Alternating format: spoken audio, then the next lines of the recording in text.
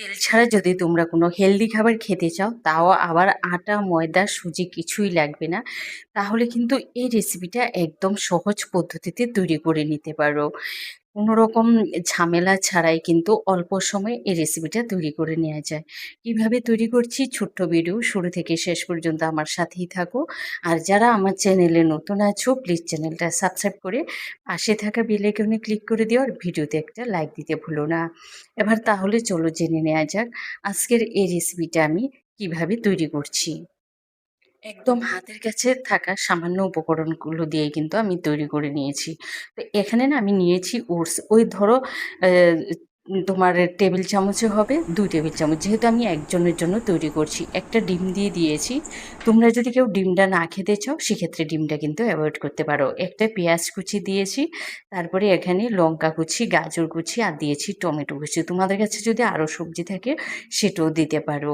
তারপরে ওর মধ্যে দিয়েছি আমি একটু নুন, নুনের পরিমাণটা না একটু কম দেবে।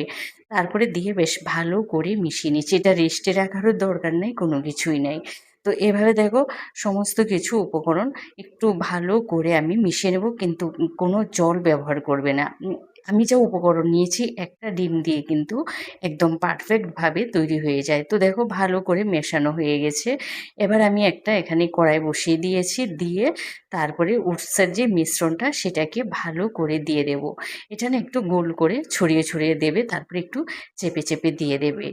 তো এভাবে যখন আমি কিন্তু সমস্ত উপকরণটাই দিয়ে দিয়েছি, কারণ আমি আগেই বলেছি যে অল্প একটু তৈরি করব মাত্র একজনের জন্য। আর এটা এতটাই হেলদি হয়, এটা খেলে কিন্তু বারবার খিদেও পাবে না, কিছু না। যারা ডায়েটে আছো তাদের জন্য তো ভীষণ ভালো একটা খাবার।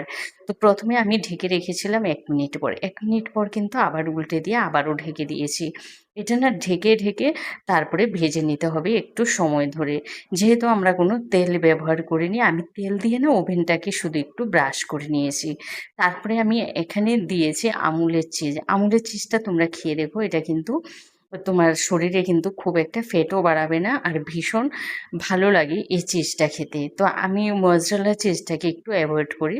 তো আমুলের চিজটা দিয়ে তারপরে 1 মিনিটের মতো ঢেকে দিয়েছি। তো এটা কিন্তু একদম পারফেক্টভাবে তৈরি হয়েছে। তোমরা দেখতে পাচ্ছ কতটা সুন্দরভাবে কিন্তু তৈরি হয়ে গেছে, আর একদম সহজ পদ্ধতিতে মাত্র 3 থেকে 4 মিনিট সময় লাগে এটাকে তৈরি করতে। এই রেসিপিটা তৈরি করে কিন্তু তোমরা বাচ্চাদেরও দিতে পারো, বাচ্চারাও কিন্তু অনায়াসে খাবে। আর বাচ্চাদের যদি দাও সেক্ষেত্রে কিন্তু লঙ্কা কিছুটাকে অ্যাভয়েড করবে। তারপরে তোমরা এটা অফিসেও কিন্তু দিতে পারবে। ভিডিওটা ভালো লাগলে লাইক, কমেন্ট, শেয়ার করতে ভুলো না। ভালো থেকো, সুস্থ থেকো, টাটা।